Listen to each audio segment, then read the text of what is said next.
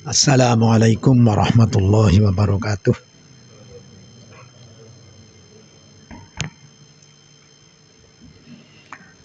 Bismillahirrahmanirrahim. Alhamdulillahirabbil alamin.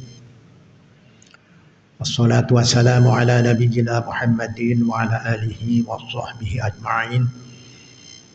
Rabbi shrah li sadri wa yassir li amri wahlul 'uqdatam min lisani yafqahu qawli. Amma ba'd. Jamaah kaum muslimin wal muslimat rahimakumullah.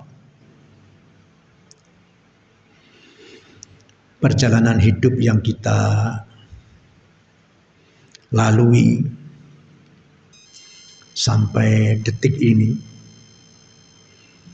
adalah merupakan perjalanan dari amal-amal kita.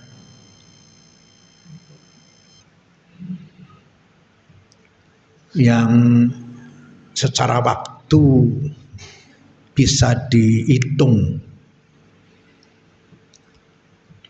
dan mungkin dari kondisi masing-masing berbeda-beda dari waktu. Jadi kalau menurut hitungan umur manusia itu kan mungkin tidak ada yang sama. Meskipun sama-sama hitungnya 50 tahun, tapi kalau dirunut dari mungkin hitungan detik, katakanlah dulu lahir pada jam berapa, mungkin jam 5, 6 menit, 7 detik, macam-macam. Jadi berbeda. Tetapi yang paling penting dalam konteks waktu itu adalah bagaimana kita bisa mengisi dengan sebaik-baiknya.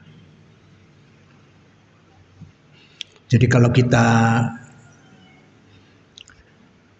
merunut tentang kata-kata hikmah yang telah diberikan oleh ulama yang mengatakan lan ta'rifa qimatal lahzah hatta tusbihadz dzikra. Orang tidak akan mengetahui harganya waktu yang sedikit. Lahzah itu sedikit. Sedikit itu dalam konteks dunia itu dikatakan bahasanya waktu di dunia ini adalah tidak seberapa. Ada yang mengatakan ad-dunya balagul akhirah. Dunia itu adalah perjalanan, jalan menuju akhirat. Jadi kalau perjalanan itu kan tidak panjang. Seperti kalau kita ke Malioboro itu mungkin berapa jam. Tapi intinya adalah perjalanan yang kita tempuh itu adalah dalam rangka untuk menuju titik akhir yang disebut dengan istilah akhirat.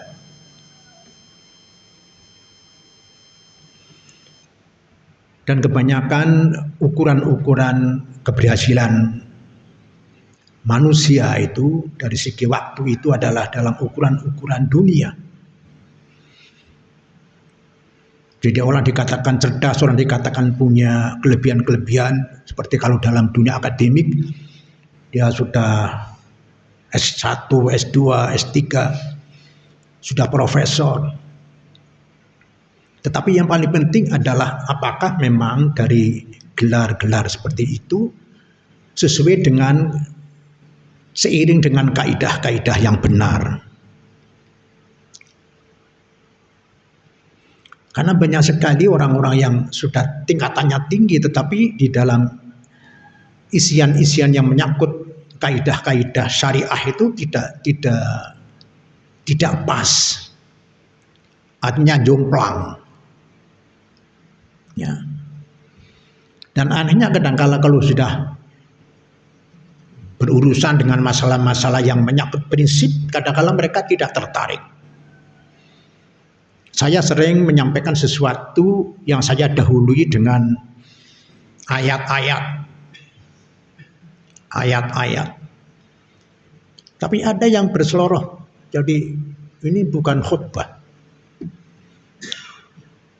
Saya katakan, jadi orang yang mengatakan seperti itu mungkin kafir. Karena dia menolak tentang, seolah-olah meskipun tidak secara langsung menolak tentang firman-firman Allah. Jadi saya banyak dan itu adalah orang-orang yang sudah punya titel tinggi tetapi kalimat-kalimatnya tidak arif. Oleh karena itu maka kita harus belajar kearifan-kearifan hidup dalam mengisi waktu ini. Dan jangan sampai nanti sebagaimana yang tadi saya sampaikan, jadi waktu yang sedikit itu menjadi kenangan. Kalau bisa kenangan yang indah. Jadi kalau kita lihat dalam surat Al-Fatir itu banyak sekali orang-orang yang besok minta suaka. Jadi minta dikembalikan ke alam dunia. Yang kalimatnya pendek.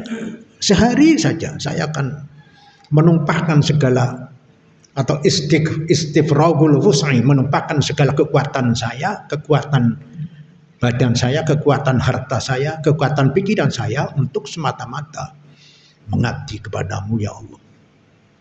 Tentu di dalam surat Fatir itu banyak. Artinya banyak orang-orang yang berkelakar seperti itu. Artinya jangan sampai kita itu, istilah Jawanya, ngeduhung ketemu keri. Artinya adalah merasa apa yang dia lakukan itu adalah tidak sesuai dan merasa bersalah.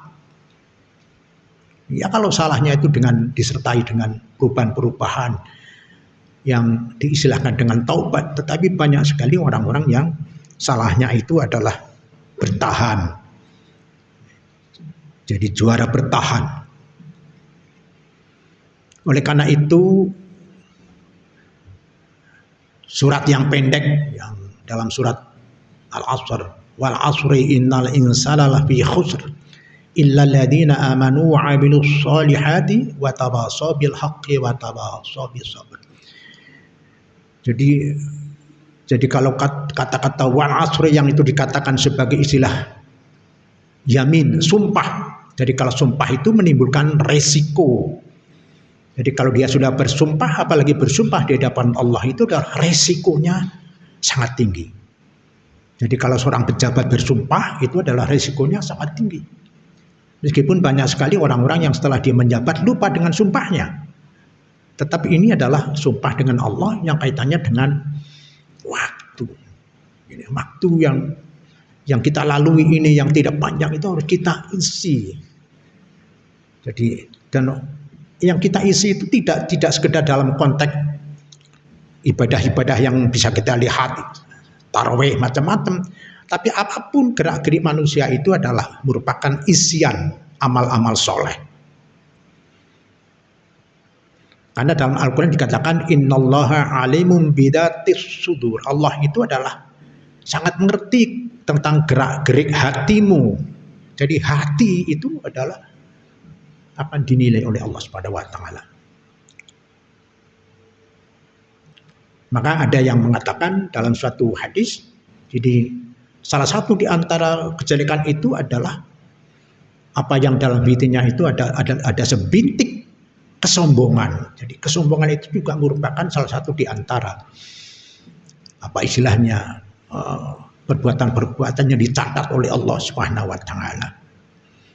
Jadi makanya apapun yang kita kerjakan, mulai dari bicara, mulai dari kita bergaul, berjalan, makan, pakaian. Jadi pakaian itu juga diatur itu. Kadang-kala kita tidak care dengan pakaiannya. Itu kan dalam Al-Quran dikatakan, ya bani Adam khudhu zinatakum inda kulli masjid. Ini sudah jelas dalam Al-Quran itu.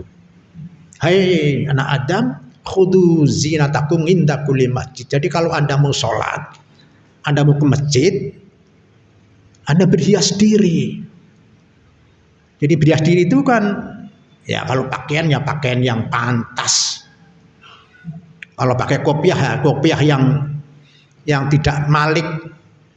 Karena ada yang pakai kopiah itu asalnya hitam tapi jadi kekuning-kuningan. Mungkin sudah berapa tahun dia tidak. Dan kalau dikebutke itu mungkin beleduknya bukan lagi. Itu lupa itu tidak ada ayat seperti itu. Saya tidak sombong ya. Saya kalau di rumah itu tidak lepas kalau musolat itu adalah pakai wangi-wangian. Jadi tidak ibaratnya tidak lak di rumah saya itu ada minyak wangi kan itu dalam rangka itu. Dan kalau saya beli baju baru saya pakai pertama kali waktu sholat. Karena ini adalah bagian dari perintah Allah. Jadi kalau perintah Allah dalam kaidah usul itu kan al aslu fil amri lil wujub. Jadi pada dasarnya perintah itu apapun kecuali hal-hal yang memang ada kelainan adalah wajib harus dilaksanakan. Jadi itu masalah-masalah yang istilah Jawanya kesandung keserimpet tapi orang tidak care. Jadi kata-kata Allah apa itu Allah. Jadi semua yang menyangkut aspek-aspek hidup manusia itu adalah berarti. Jadi punya tolisnya, punya angka-angka. Ya. Jadi tidak sekedar nilai-nilai yang sifatnya konkret tapi abstrak ataupun hal-hal yang tidak nampak pun itu ada hitungannya di hadapan Allah Subhanahu wa taala. Termasuk dalam bulan puasa ini adalah kita bagaimana mengisi puasa ini adalah betul-betul tidak sia-sia. Makanya dalam Al-Baqarah dikatakan summa atimus syiyam ilal lail. Jadi kalau kita puasa itu 24 jam. Hendaklah Anda sempurnakan puasamu itu sehingga sampai malam-malam itu adalah aktivitas pada waktu malam itu apa. Kita boleh tidur tapi tidurnya karena memang kita sudah capek. Capek untuk baca Quran, capek zikir, capek baca buku, capek macam-macam. Ya. Jadi kita hidup harus punya kaidah-kaidah yang benar. Jadi tidak waton urip. Karena saya mencoba tentang ilmu-ilmu yang kaitannya dengan keislaman itu. Jadi kemarin ada kuis di masjid itu. Ada satu pertanyaan yang kadang-kadang itu sepele tapi nggak tahu. Coba kalau kamu melewati kuburan itu apa yang Anda baca? Dari sekian jamaah nggak ada yang ngacung. Kalau Anda masuk kubur melewati apa yang Anda baca? Nggak ada yang bisa. Artinya itu masalah sepele tapi itu ajaran. Kalau Anda mendengarkan as-sholatu khairum minan naum, apa yang Anda baca? Nggak ada yang ngacung. Padahal itu ada hadiahnya. Artinya itu masalah sepele, tapi mereka tidak. Saya kira nggak tahu juga apakah profesor-profesor juga tahu kalau ditanya itu ya. Saya ingin menguji aja. Profesor, coba kalau Anda mendengarkan as-sholatu khairum minan naum, apa yang Anda baca? Itu kan masalah. Oh, bukan, ini masalah yang fundamental. Kalau profesor itu kan tempelan aja itu kan. Jadi ini saya kira kita hidup itu memang harus super hati-hati. Jadi tidak waton agar apa yang kita lakukan itu adalah betul-betul punya nilai di hadapan Allah Subhanahu wa taala. Itu menjadi investasi akhirat yang masih panjang, masih 7 tahapan. Jadi kita sudah dewasa ini nanti wajib menapaki 7 tahapan hidup setelah mati. Mulai di alam kubur, alam barzah, malam macam-macam itu dan itu sudah ada simulasinya dalam Al-Qur'an itu. Meskipun belum konkret ya, tapi itu akan kita alami. Ya, mudah-mudahan kita dengan selalu ingat akan kaidah-kaidah Allah Subhanahu wa taala, kita menjadi orang-orang yang hasanah fid dunya wa hasanah fil akhirah. Demikian apa yang kami sampaikan, mudah-mudahan ada manfaatnya. Kurang lebihnya mohon maaf. Assalamualaikum warahmatullahi wabarakatuh.